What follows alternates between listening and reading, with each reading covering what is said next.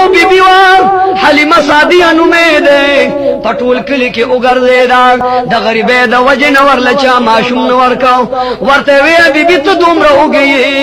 نهری رنګ دې زیړ دی بدن دې کمزور دی ستا په سینه کې دومره پی نشته چې زمونږ بچې پې باندې وپاللی شي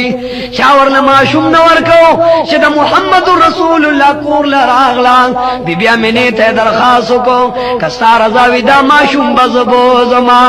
2 کاله به یې وپالم هغې نه بعد به یې درله راولم هغه بی بي امینه ورته وژړل چې دا یتیم دی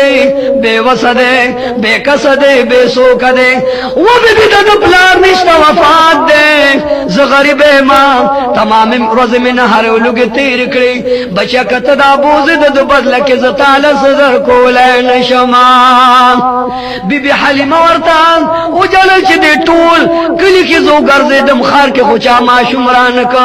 کور ته چې تشه ځم نو جینکې همزولې به خاندي ای بی بي دا ماشوم خیر دې که هېڅ بدلی نه وي خو مالی راکه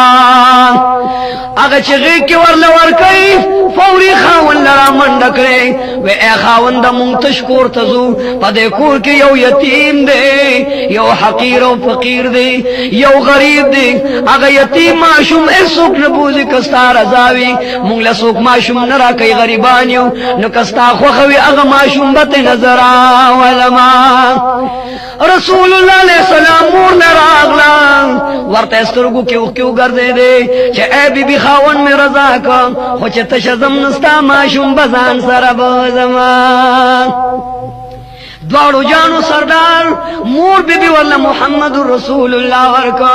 په دواړه مخې ښکل کړ ورته یې وژړل بیا ورته وی چې ای حلیمې ستا دې په خدای قسم وي دا ډېر یتیم او کمزور دی ګوره د دې ماشوم ښه پالل وکړه دا ماشوم در نه خفه او زهیر چرته نشي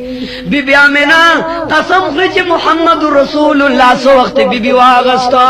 د هغه بی بی رنګ زیړو خو چې مې مخته وکتل لکه چې د 2 ورځو ناوې ښایسته وي د بی بی حلیمې فوري مخ مبارک د رسول الله د برکت نه د 2 ورځو د ناوې په شان مزیدار شو